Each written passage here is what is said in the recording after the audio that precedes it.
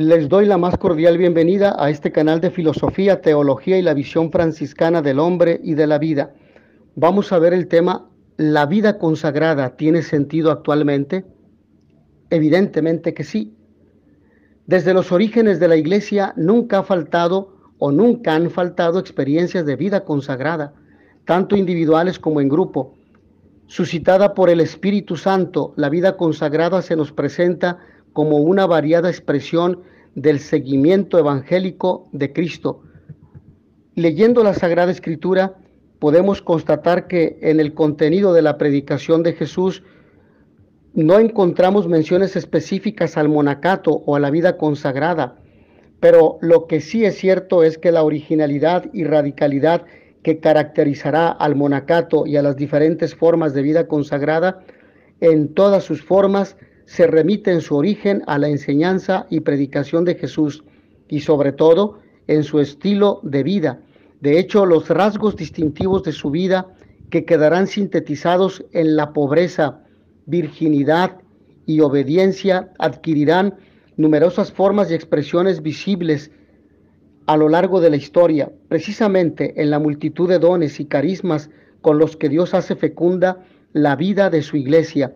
Fue este ideal de vida en Cristo lo que suscitó desde un principio un deseo de seguimiento radical y una vida evangélica según el estilo del Maestro.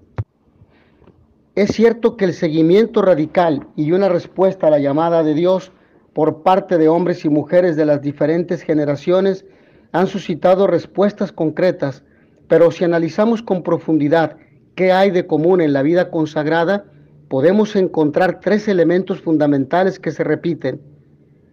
Primero, el seguimiento del Evangelio, es decir, la irrupción definitiva del amor y la ternura misericordiosa de Dios, expresado como reino de Dios, presencia de Dios entre los hombres, y que interviene para salvar a la humanidad, su historia y su mundo, e instaura como inicio y como promesa una era nueva y definitiva de vida, justicia, verdad, amor y paz, que comporta la fe y el seguimiento radical de Jesús. Segundo, la centralidad de Jesús y su seguimiento. Si la venida del reino se halla en el centro del Evangelio, en el centro de dicho reino se encuentra Jesús, que es el reino en persona. Por eso, el camino del Evangelio conduce a Jesús, que es el único maestro, el único guía. Un tercer elemento es la comunidad. La esencia de la vida del cristiano es compartir la fe en Cristo en comunidad. La vida consagrada vivirá, por lo tanto, esta llamada a vivir y compartir en común como un elemento imprescindible de realización y de respuesta a la llamada del Señor, y cuya relación se rige por un mandamiento fundamental: amarás a tu prójimo como a ti mismo. Finalmente, aparece el testimonio y la misión: dar fe viviendo una vida según las normas y leyes del reino y salir al encuentro de aquellos a los que el Señor envía. Es la manera de que los miembros de la vida consagrada no vivan exclusivamente replegados en sí mismos. Si la vida consagrada tiene en común la vivencia de estos cuatro elementos, lo importante es señalar las orientaciones con las que dentro de la vida religiosa se concibe la misión propia de cada grupo, así como las referencias bíblicas en que se fundamenta. Lo que se desprende de ello es que la vida consagrada ha de tener una especial capacidad de vivir según las leyes evangélicas, al seguimiento de Cristo, a la existencia cristiana en comunidad, que en sí misma es un testimonio y misión. Conciliar estos cuatro elementos no siempre se logra con facilidad en la práctica. Aquí tenemos el reto y la realización de lo que ha de ser la vida consagrada en nuestro tiempo.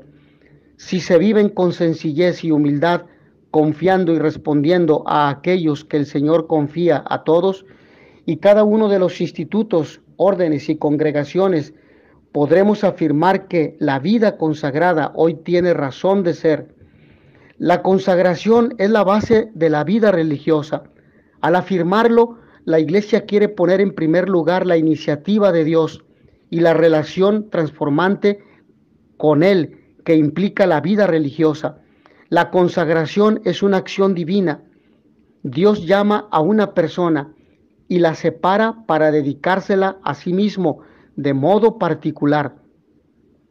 Al mismo tiempo, da la gracia de responder de tal manera que la consagración se exprese por parte del hombre en una entrega de sí, profunda y libre.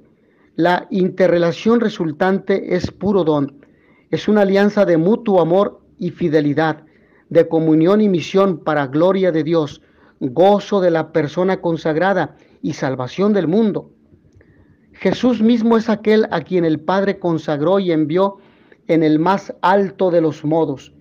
En él se resumen todas las consagraciones de la antigua ley que simbolizaban la suya, y en él está consagrado el nuevo pueblo de Dios. De ahí en adelante, misteriosamente unido a él por el bautismo, Jesús comparte su vida con cada cristiano. Cada uno es santificado en el Hijo, cada uno es llamado a la santidad, cada uno es enviado a compartir la misión de Cristo con capacidad de crecer en el amor y en el servicio del Señor. Este don bautismal es la consagración fundamental cristiana y viene a ser raíz de todas las demás. Jesús vivió su consagración precisamente como Hijo de Dios, dependiendo del Padre, amándole sobre todas las cosas y entregado por entero a su voluntad. Estos aspectos de su vida como hijo son compartidos por todos los cristianos.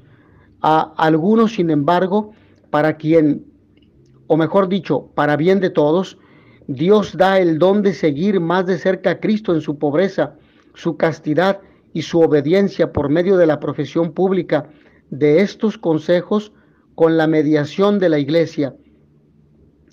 Esta profesión a imitación de Cristo pone de manifiesto una consagración particular que está enraizada en la consagración del bautismo y la expresa con mayor plenitud.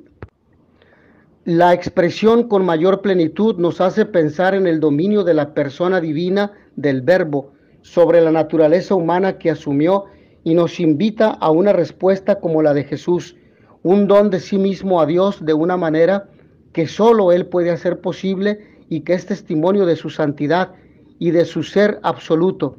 Una tal consagración es un don de Dios, una gracia gratuitamente dada.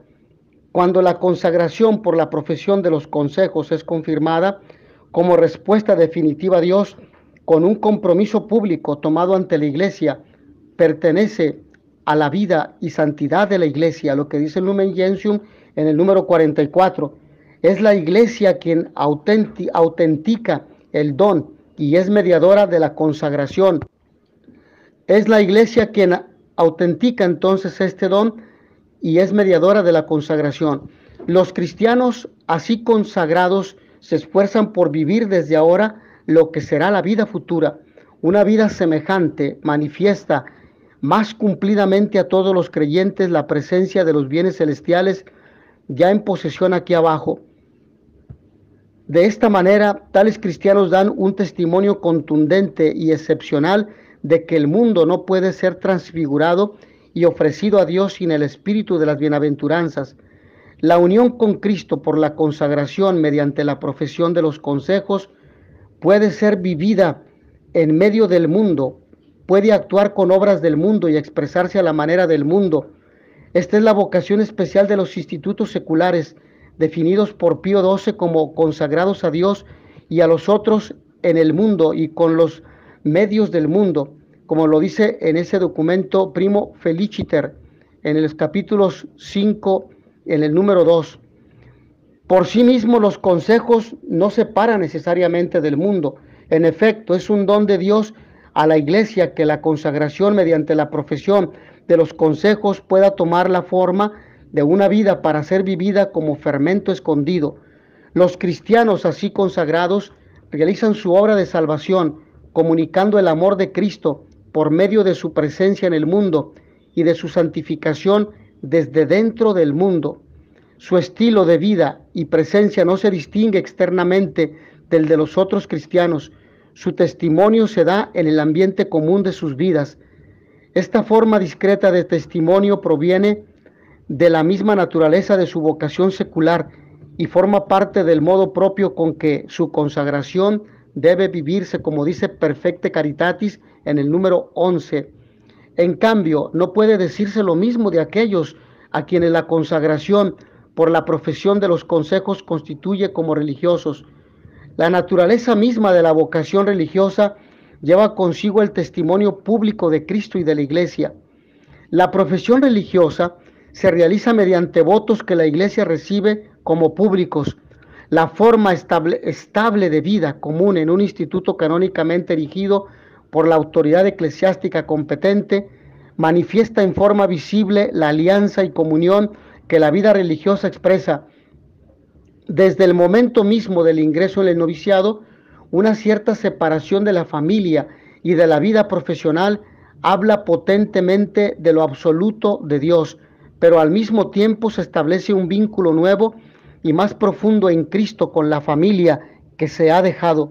Este vínculo se refuerza aún más cuando el desprendimiento de otras relaciones, ocupaciones y formas de diversión en sí legítimas siguen reflejando públicamente en la vida lo absoluto de Dios. Otro aspecto de la naturaleza pública de la consagración religiosa está en el apostolado de los religiosos, que en cierto sentido es siempre comunitario. La presencia religiosa es visible tanto en las formas de actuar como en las de vestir o en el estilo de vida.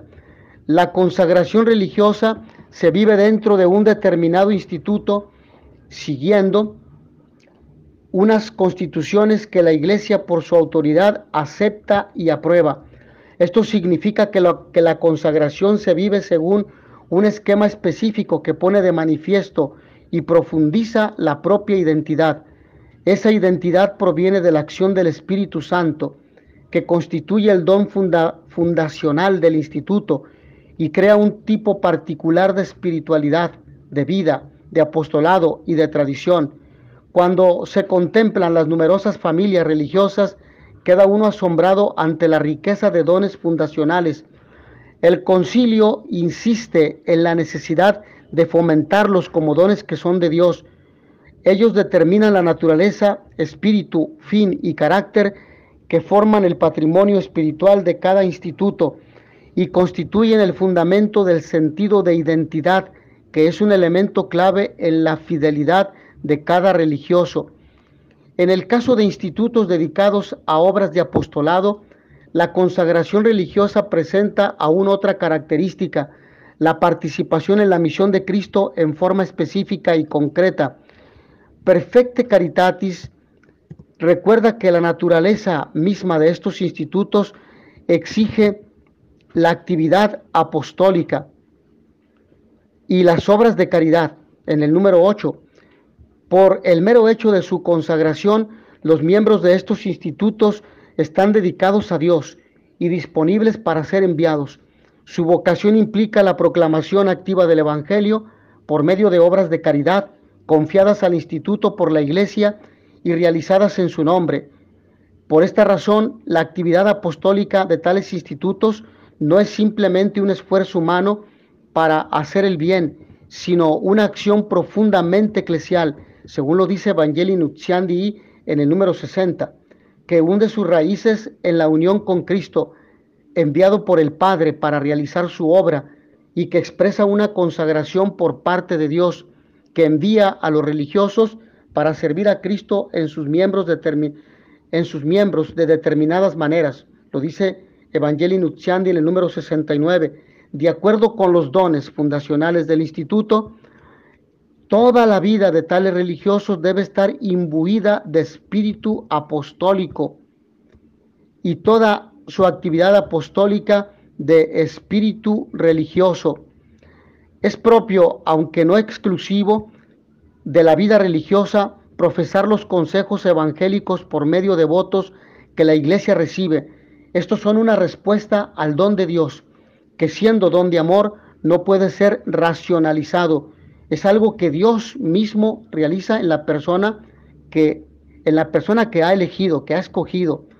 Como respuesta al don de Dios, Los votos son la triple expresión de un único sí a la singular relación creada por la total consagración. Son ellos la acción mediante la cual religiosos y religiosas se dan a Dios de manera nueva y especial. Lumen Gentium, en el número 44, nos lo recuerda. Por los votos, el religioso dedica con gozo toda su vida al servicio de Dios, considerando el seguimiento de Cristo como la única cosa necesaria. Perfecte Caritatis, número 5, y buscando a Dios y solo a Él por encima de todo. Dos razones fundamentan esta oblación. La primera, el deseo de liberarse de los obstáculos que podrían impedir a la persona amar a Dios ardientemente y adorarle con perfección. La segunda, el deseo de ser consagrado de forma más total al servicio de Dios. Lumen Gentium 44. Los votos mismos manifiestan el inquebrantable vínculo que existe entre Cristo y su esposa, la Iglesia. Cuanto más fuertes y estables sean estos vínculos, más perfecta será la consagración religiosa del cristiano. Los votos son también, en concreto, tres maneras de comprometerse a vivir como Cristo vivió, en sectores que abrazan toda la existencia: posesiones, afectos, autonomía, bienes materiales. Cada uno pone de relieve una relación con Jesús, consagrado y enviado. Él fue rico, pero se hizo pobre por nuestra salvación, despojándose de todo y no teniendo dónde reclinar su cabeza. Amó con un corazón indiviso, universalmente y hasta el fin. Vino a hacer la voluntad del Padre que le envió, y lo hizo permanentemente, aprendiendo la obediencia por el sufrimiento y convirtiéndose en causa de salvación para todos los que obedecen. Hebreos 5:8. En conclusión, la vida consagrada es alabanza que da alegría al pueblo de Dios, visión profética que revela lo que importa. Cuando es así, florece y se convierte en un reclamo para todos contra la mediocridad, contra el descenso de altitud en la vida espiritual, contra la tentación de jugar con Dios, contra la adaptación a una vida cómoda y mundana, contra el lamento, la insatisfacción y el llanto, contra la costumbre del se hace lo que se puede y el siempre se ha hecho así. La vida consagrada no es supervivencia, es vida nueva, es un encuentro vivo con el Señor en su pueblo, es llamada a la obediencia fiel de cada día y a las sorpresas inéditas del Espíritu. Es visión de lo que importa abrazar para tener la alegría, Jesús. Mis hermanos, hasta aquí en esta breve exposición sobre la vida consagrada. Agradezco a todos ustedes su amable atención. In notitia veritatis proficere, pax et bonum.